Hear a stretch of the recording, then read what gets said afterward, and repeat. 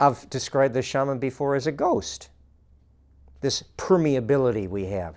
Yes, we're solid, we have skin, we have flesh and bones, but acting in the same way that an icon or a symbol or a myth or a story or a work of art or a ballet or an opera, we are this charged, open system ghost. Open meaning permeable to the source's presence. We have this ghost-like transparency to the transcendent, to this world where the source's presence resides. I'm thinking of Jesus and his exchange with the Samaritan woman that we've referred to many times. He was talking about this wellspring that he carried with him everywhere. When she was with him, she could feel this wellspring, this gushing through him. She could feel the source's presence. Same thing with the Transfiguration with his 3 disciples on the mountaintop, where this radiance blasted through him. He was still Jesus of Nazareth, this man that they had been with all this time. But now they saw this radiance, this wellspring, blasting through him in this blinding light. That was a direct experience.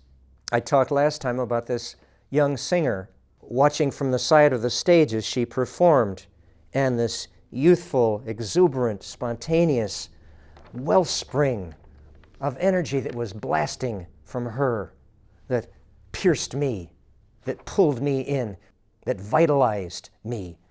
Same thing. She gave me a direct experience of the source's presence. She created this cabaret that was irresistible, was an irresistible suction force field, just as Jesus created with the Transfiguration and Jesus created with the Samaritan woman, with this wellspring that he was talking about and living in front of her and gushing as a direct experience. The medium was the message. He was not only talking about it, but he was living it, emanating it. So this is how we function in the community, by being transparent to transcendence, which is another way of saying by being pure channels of the source's radiant, supernatural, extraordinary charge. One of these ancient stories with these universal motifs, these themes. Yes, it's a story, and many of these stories we think of them as fairy tales or children's stories. And on the surface, yes, they are, but on another level, they're transparent to transcendence. The source's presence is oozing all through these symbols, these icons, these stories, just as they ooze all through these great prophets like Jesus, these great shamans, and they ooze through us when we practice this shaman discipline.